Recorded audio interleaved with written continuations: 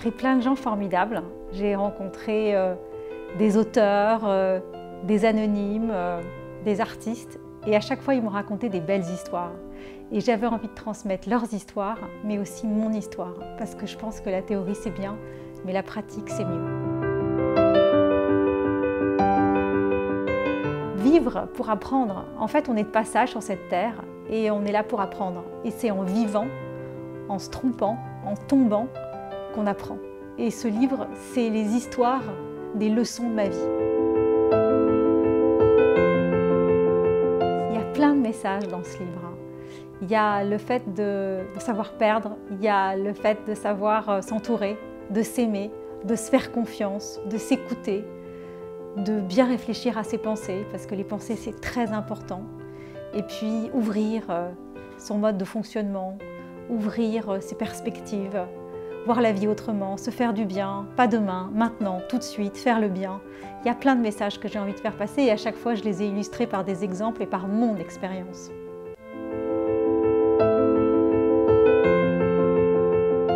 Tellement de gens que j'ai interviewés et ça a été fantastique parce que rencontrer des gens qui vous inspirent, eh ben, ça permet d'ouvrir des perspectives, ça permet de voir la vie autrement. Et je voudrais les remercier. Je voudrais remercier des gens de ma famille, mais aussi des gens que je ne connaissais pas et que j'ai rencontrés pour mon site internet et qui sont maintenant dans mon livre et qui sont devenus des amis. Donc merci à vous, merci de m'avoir bien entourée, merci de m'avoir envie d'aimer la vie.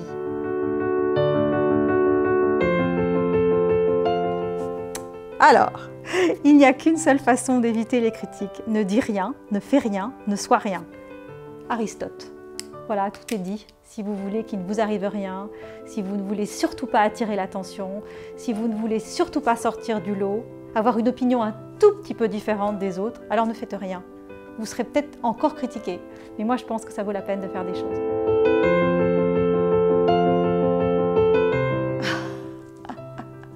Il y a plein d'extraits qui sont mes préférés parce que chaque chapitre correspond à des messages que j'ai envie de faire passer, à des expériences que j'ai envie de partager. Et elles sont toutes riches. En fait, ça dépend quand est-ce qu'on lit, dans quelle humeur on est. Et moi, je le relis de temps en temps, mon livre, en fait. Alors moi, je trouve ça très bien de perdre. Je trouve ça très important d'abord de perdre. Ça fait partie d'un processus, ça fait partie d'un rituel.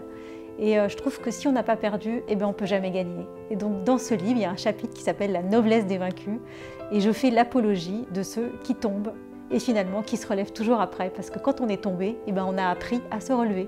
Et ça me plaît beaucoup. La peur, c'est vraiment un sujet que je connais bien.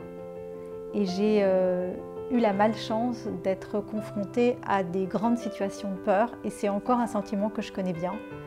Donc c'est un sujet qui m'était très à cœur. Et c'est vrai qu'il y a beaucoup de façons d'affronter la peur. Il y a la sidération, c'est ce que moi j'ai connu, il y a la fuite, il y a l'attaque.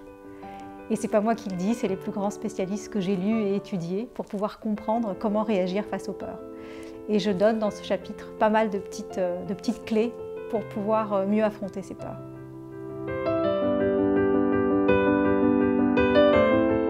Il y a des passages qui ont été difficiles à écrire, parce qu'évidemment ça parle de moi et il y a des moments de ma vie dont j'aime pas trop parler et exceptionnellement j'en ai parlé dans ce livre. Voilà, ça a été difficile, mais je l'ai fait parce que je trouve que ça en vaut la peine.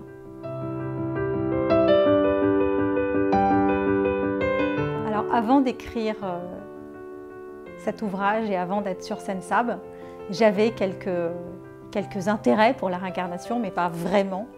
Et puis plus j'ai interviewé des gens, dont Agnès Thévenin, plus j'ai lu des bouquins, dont celui de Patrick Brault, et je me suis dit que la réincarnation était une option énorme. C'était quelque chose qui vraiment m'interpellait, m'intéressait et qui justifierait pourquoi certaines personnes avaient des attraits pour un pays, pour un goût, pour une capacité fantastique à jouer du violon ou à comprendre des langues. Il y a des choses qui nous dépassent, qui sont au-delà de la génétique, de notre ADN, et la réincarnation pourrait être une explication assez juste.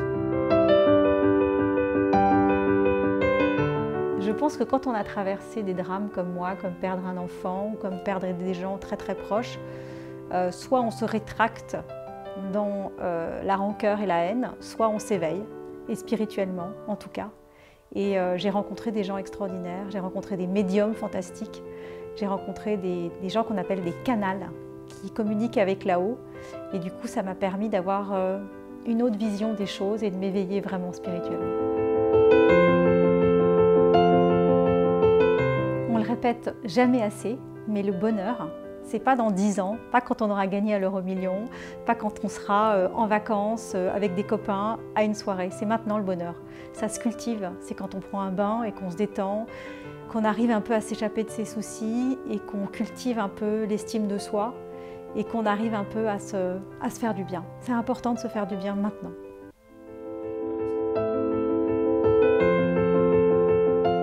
Mais il y en a plein dans mon livre qui sont un petit peu expliqués. Je pense que le bonheur, ça dépend de tout à chacun, en fonction de sa culture, de ses valeurs, de ses envies, de son sexe. Ça dépend de plein de choses, mais ce qui est important, c'est de jamais se mettre en dernier. Il faut toujours être la première. Pour faire du bien aux autres, il faut commencer par soi. Ça, j'en suis sûre.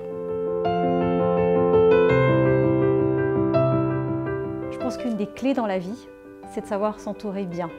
Et si on ne peut pas toujours être entouré de gens bienveillants, il faut savoir se protéger des petites phrases mesquines, des petites vannes, des petits gestes désagréables, d'un froncement de sourcils. Je pense qu'il faut faire extrêmement attention à l'entourage qu'on a autour de soi. Très important de savoir s'entourer. Moi, j'ai choisi des amis formidables qui sont des moteurs, qui savent me donner envie. Et ça, c'est important dans ce chapitre. Les pensées, c'est très très important. On émet 60 000 pensées par jour et 80% de nos pensées sont négatives. Donc ça émet des vibrations qui sont hyper négatives et qui nous font du mal. Donc penser, réfléchir à ce qu'on émet comme pensée, parce que ça va se retranscrire dans nos actions, dans notre vie et dans notre façon de voir les choses. Donc il y a tout un chapitre qui est consacré à ça et je vous conseille de lire. Ah, l'argent. L'argent, c'est l'art des gens. Et ça fait peur, ça suscite tellement de jalousie, de méchanceté. Les gens sont capables de faire tellement de choses pour l'argent. Moi, je pense que l'argent, c'est ce que les gens en font. Parce qu'on peut avoir beaucoup d'argent et rien n'y penser, ou en avoir pas beaucoup et vivre comme un prince. Tout ça, c'est une énergie. Il y a des gens qui en dépensent trop et qui finalement ne respectent pas l'argent. Et il y en a qui en ont beaucoup et qui ne le dépensent pas du tout. Et ça, c'est de la provocation pour ceux qui n'en ont pas. Donc c'est très important de savoir utiliser l'argent et de faire le bien autour de soi grâce à l'argent, ou en tout cas de le faire circuler intelligemment.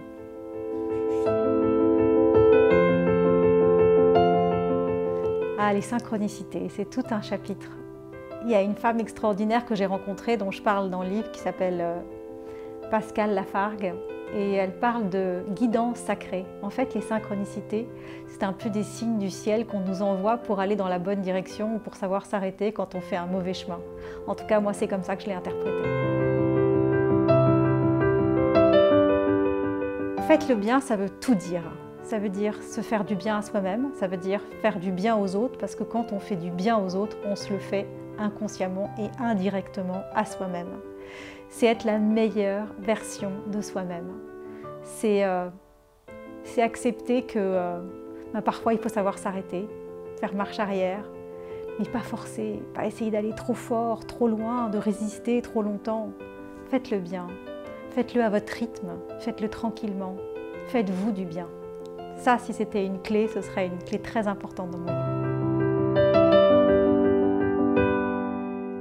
Ce livre s'adresse à toutes les personnes qui sont disposées à ouvrir leurs perspectives et à écouter mon expérience, parce que croyez-moi, elle est riche, et puis c'est celle aussi des autres que j'ai interviewées, et on est riche de l'expérience de l'autre.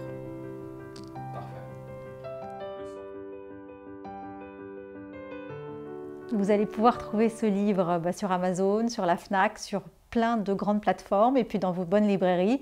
Et si ce n'est pas le cas, vous pouvez le commander, c'est chez Fauve Éditions.